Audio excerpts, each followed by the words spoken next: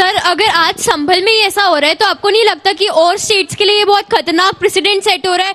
तो ये सच में लॉ एंड ऑर्डर मेंटेन करने के लिए या अपना हिंदुत्व एजेंडा सेट करने? सवाल ये कि हमारे चीफ मिनिस्टर्स बिना मतलब से नफरत के बीच क्यों बो रहे हैं? एएसआई डिपार्टमेंट बना 1958 में, लेकिन झूठ में कुछ भी बोलते चले जाते हैं। क्या ये कहना सही नहीं है कि बस धार्मिक विवाद हमेशा चुनावी मुद्दा बन के रह गए हैं? गवर्नमेंट सेंसरशिप एक्ट प्रमोट करने को बोलती है, लेकिन वो विधायकों पे क्यों लागू नहीं होता? हम भगवान के साथ है, भाजपा के साथ नहीं है। मगर कार्रवाई ना हो, मगर सही न्याय हो। सुनिए क्यों करेगा? विवादित बयानों पर जनता के तीखे सवाल सुन सुधांशु त्रिवेदी की हुई हालत खस्ता। डिबेट छोड़ करके भागे हैं जनाब। भारतीय जनता पार्टी के इतने बड़े स्पोक्स पर्सन हैं भाई, जब काम गलत करे हैं तभी तो आम जनता के सवालों से इतना डर लगता है इनको, और फिर जब कोई उत्तर नहीं होता है तो अपनी अंट शंट बकवास करने लग जाते हैं। सो इट्स बेटर हम बीजेपी को भारत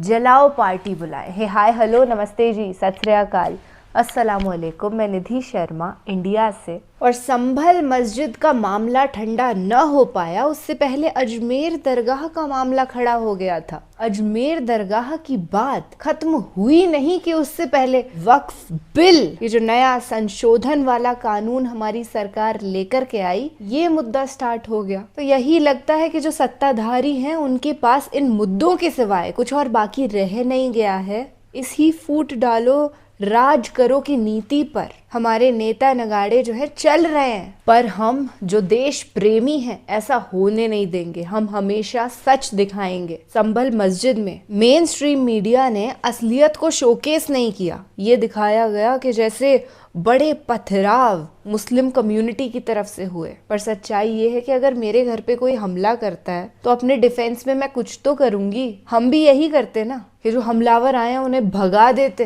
तो वहां के मुसलमानों ने भी यही किया। पर इसके चलते बेगुनाहों की मौतें हो गई, जिसमें एक छोटा बच्चा 17 वर्ष का मोहम्मद कैफ भी था। और ये जनता जो तीखे सवाल पूछ रही है ना, दे मेकिंग श्योर कि नेक्स्ट टाइम ऐसा ना हो। तो इस डिबेट को सुनते हैं, उसके बाद और भी बातें हैं जो आपस में डिस्कस करना बेहद जरूरी है। बिहार में क्या हुआ, 20 साल के नीतीश कुमार के शासन में क्या हुआ, इन प्रश्नों से बचने के लिए ही कभी धीरेन्द्र शास्त्री जी को वहां उतार दिया जाता है, कभी श्री श्री रविशंकर को, कभी आपके विधायक होली जुम्मा पर बोलने लगते हैं, तो कभी औरंगजेब पर। कौन बचना चाहता है ये मैं सब प्रमाण बोलता हूँ। जोशो जुनून में जो आलोक जी ने अभी तकरीर पढ़ी, तो मैं पूछना चाहता हूं, आज इस 21वीं सदी में जब भारत का युवा देख रहा है कि हम 5वीं बड़ी अर्थव्यवस्था, टेक्नोलॉजिकली एडवांस, और हम 5G और AI की बात कर रहे हैं, औरंगजेब का विषय कौन लाया?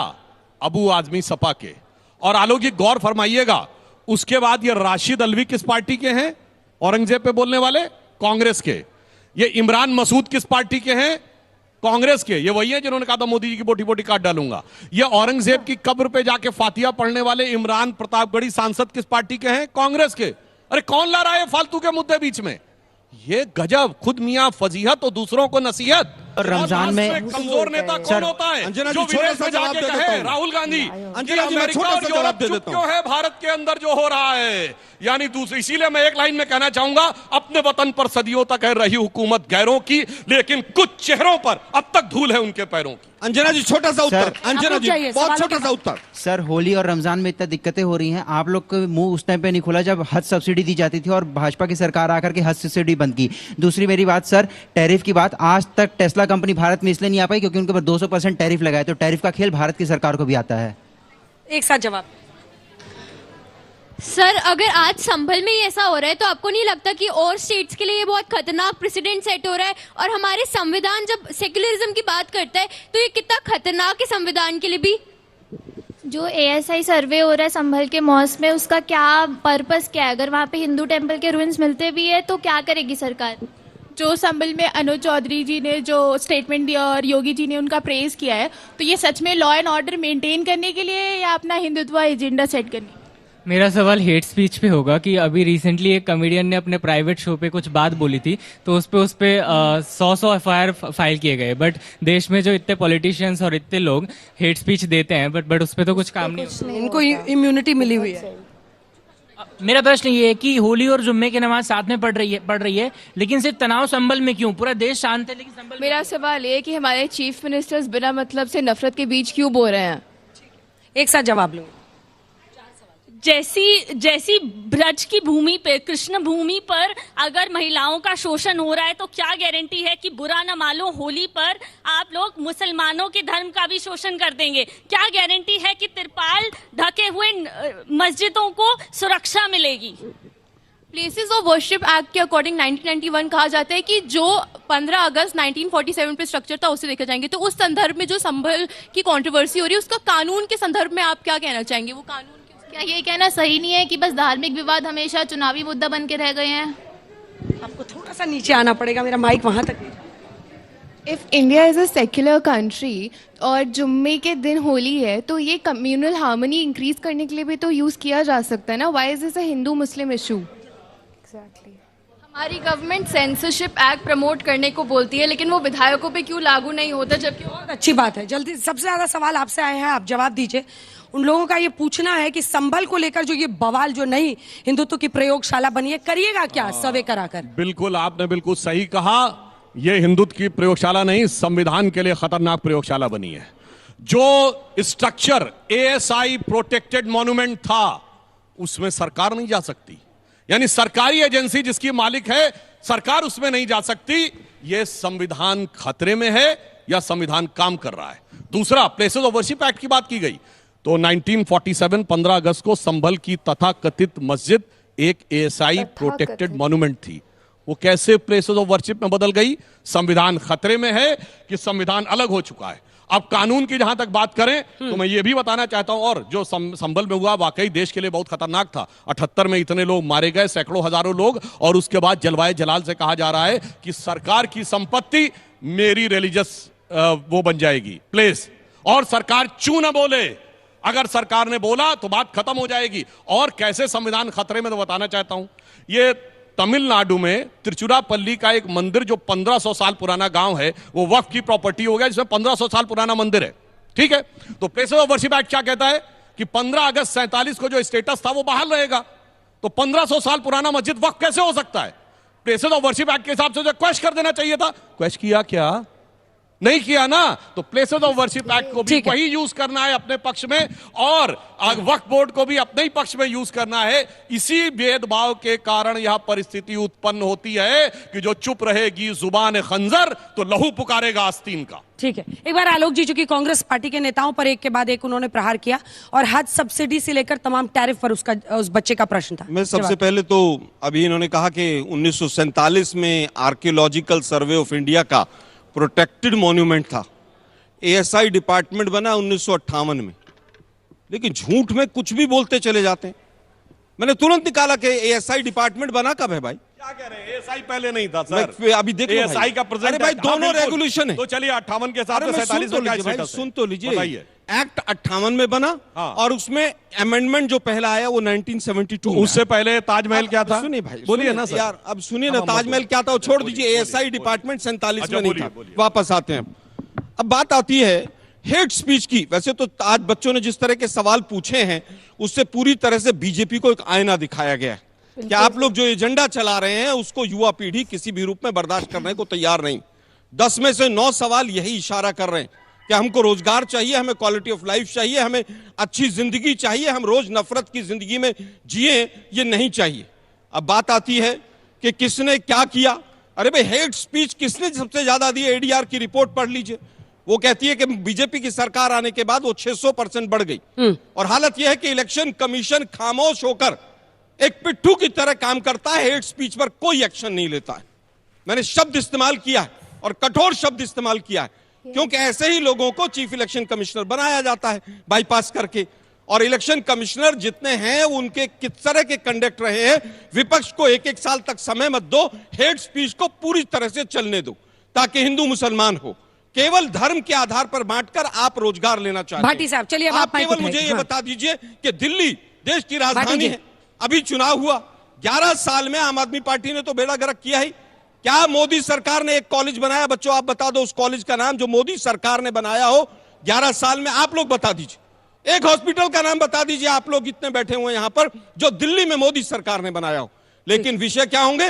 हिंदू मुसलमान, हिंदू मुसलमान, हिंदू मुसलमान। एक फेल सरकार है, विदेश नीति फेल है, अर्थनीति फेल है।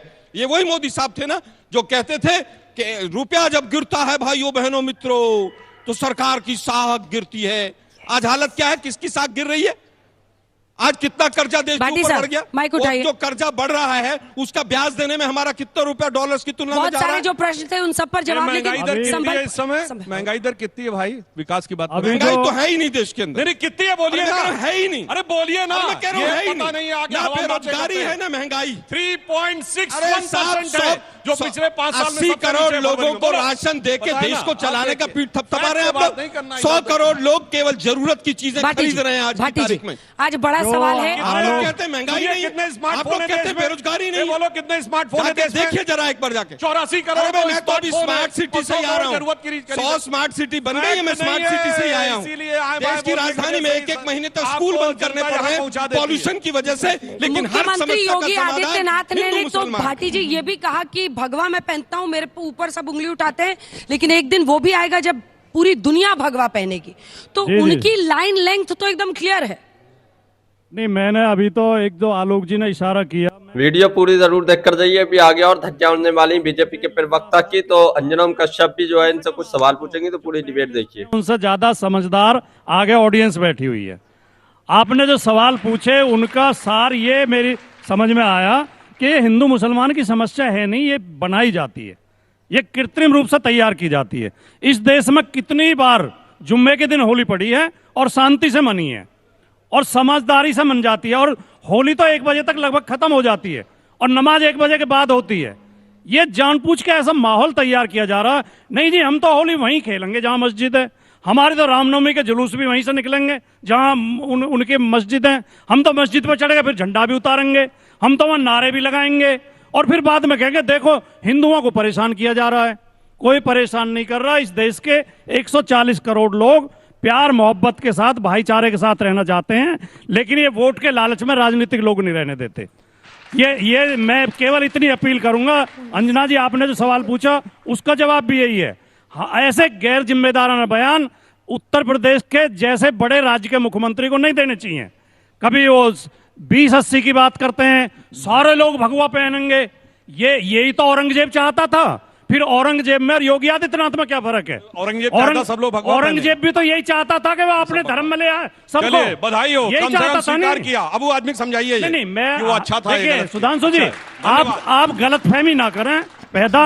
मैंने हमेशा कहा है, हर शो में कहा, हर डिबेट में कहा है, अंजना जी की डिबेट में भी था कि औरंगजेब ने अत्याचार किए, उसका हम समर्थन नहीं करते। लेकिन जो औरंगजेब कर रहा था, अगर योगी आदित्यनाथ भी वही कर रहे हैं तो आप भी उसका विरोध करें। ये धौंसपट्टी नहीं चल रहा था। योगी आदित्यनाथ दूसरे धर्म पे धौंसपट्टी चलाना ही औरंगजेब पना है। हद होती है डिफेंड करने की।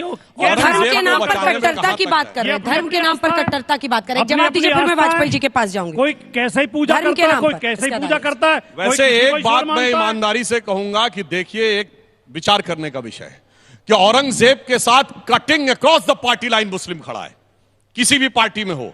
यहां पर पृथ्वीराज चौहान और बाकी तो छोड़िए, भगवान के साथ cutting across the party line Hindu नहीं खड़ा था।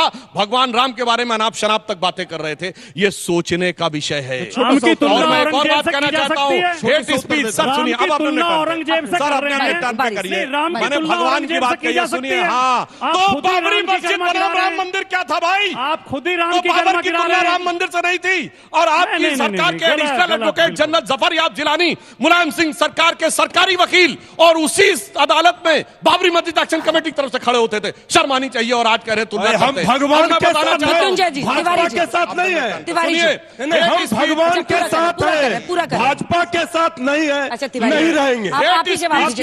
भगवान को भाजपा का बनाना ये नहीं होने देंगे। आप कैसी बात कर रहे हैं? एक मिनट कौन कह रहा है कि हम भगवान के हम टीका लगाए? तिवारी जी इतने सुंदर लग रहे हैं, भगवान को मानते हैं, सब लोग मंदिर में जाते, लेकिन आप क्या करते हैं? मस्जिदों में जाकर के हनुमान चालीसा पढ़ेंगे, आप वहां छेड़ते हैं। आप हनुमान चालीसा तो केजरीवाल जी भी पढ़ते थे, इंडिया गठबंधन में साथी थे। के अलावा कुछ नहीं बोलूंगा। पूरा कर ले, हम जवाब लेंगे। अब देखिए कौन है, इन्होंने कहा हेट स्पीच बड़ी है तो भाजपा ही मत देखिए बनाइए। बीच में डिस्टर्ब करने लगे सर। हेट स्पीच मैं पूछना चाहता हूं पर बोली किसने है? 15 मिनट के लिए पुलिस हटा लो, सब देख लेंगे। हेट स्पीच नहीं है, ये सेकुलर स्पीच है। 20 करोड़ 100 करोड़ पे भारी पड़ेंगे, ये सेकुलर स्पीच है। जब योगी मठ में चले जाएंगे और मोदी हिमालय चले जाएंगे तब तुम्हें बचाने कौन आएगा? ये सेकुलर स्पीच है। हिंदू धर्म वायरस है, कोरोना है, ये सेकुलर स्पीच है। इरेडिकेशन ऑफ सनातन धर्म सेकुलर स्पीच है, ये हेट स्पीच नहीं है। मोदी की बोटी बोटी काट डालेंगे, ये हेट स्पीच नहीं है, सेकुलर स्पीच है। मोदी तेरी कब्र खुदेगी, ये सेकुलर स्पीच है। मोदी फलाने की मौत मरेगा, ढिमाके की मौत मरेगा, ये सेकुलर स्पीच है। इसीलिए मैं कहना चाहता हूं इतना ज्यादा हेट स्पीच की जो बात कही गई है, और छोटो मोटो ने नहीं की। 2007 में श्रीमती सोनिया गांधी ने मौत के सौदागर के द्वारा इसकी शुरुआत की थी, और इसीलिए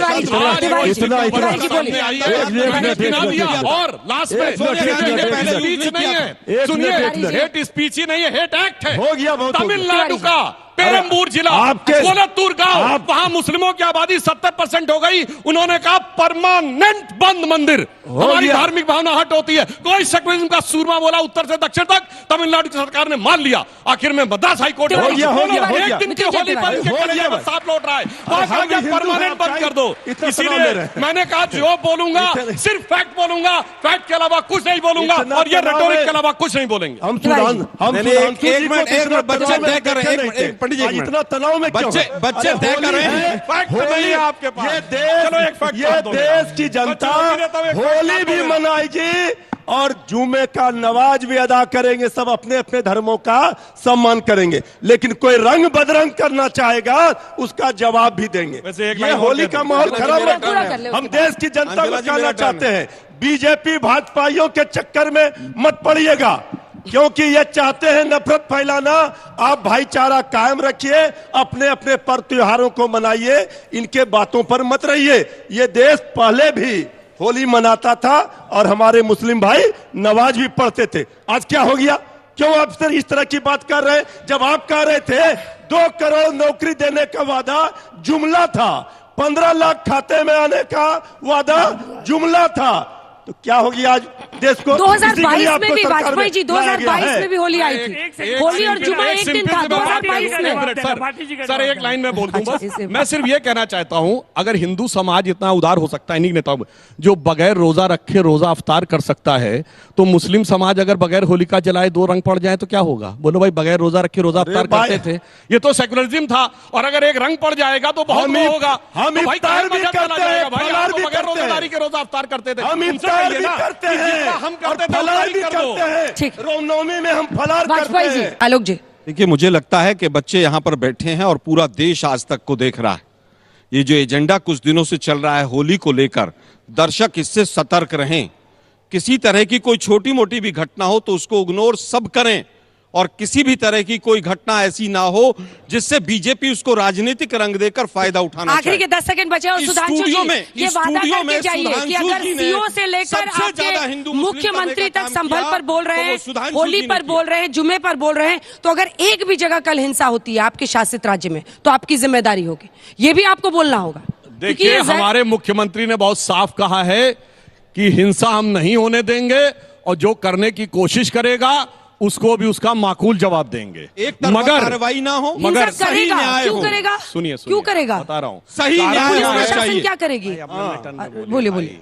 ये वो ज़हनियत है, ये वो ज़हनियत है, एक्चुअली में हिंदू मुसलमान का विषय नहीं है। मुसलमानों में कट्टरपंथी ज़हनियत को सभी पार्टीज के जो स्पोक्स पर्सन थे वो यहाँ पर मौजूद थे, और आपने भी देखा कि हिंदू मुस्लिम सिर्फ एक ही पार्टी के प्रवक्ता ने करी, और उस शख्स का नाम है Sudhanshu Trivedi, none other than him. Everybody was saying के प्यार मोहब्बत से हमें रहना है, होली भी खेलेंगे, जुमे की नमाज भी अदा होगी, इफ्तार भी करेंगे, फलाहार भी करेंगे। पर बीजेपी ने तो क्या है, ग्रिप बना लिए एकदम। ये जो हिंदू मुस्लिम विवाद है इसको छोड़ना नहीं है, बस इस पे टिके रहो, जनता को बेवकूफ बनाते रहो, अंधभक्ति में मुब्तला करते रहो, ज्यादा से ज्यादा पावर हासिल करते रहो। अब दिखने में ये लोग वो ब्रिटिशर्स की तरह तो नहीं लगते जो रूल करके गए थे, पर कर ये वही काम रहे हैं। और जो स्टूडेंट्स बैठे हुए थे ऑडियंस में, उनके क्वेश्चंस से आज सबसे ज्यादा सुकून मिला है। ये साफ तौर पर दिख गया कि हमारी ये जो युवा पीढ़ी है ये एक्सेप्ट नहीं करने वाली है इस तुच्छ नीति को। भारत के राजनेताओं की जो भाषा है वो मोदी जी के काल से पहले कभी इतनी ओछी नहीं थी, पर आज किसी को डर ही नहीं लगता। आज सब मन में जो आता है वो बोल देता है, कोई गाली भी बोल देता है। स्पेशली हमारे प्रधानमंत्री तो ऐसी भाषा का इस्तेमाल करते हैं, मंगलसूत्र लूट लेंगे, भैंस चुरा लेंगे, घुसपैठिए हैं, कपड़े देख के पहचान लूंगा, ज्यादा बच्चे पैदा करने वाले।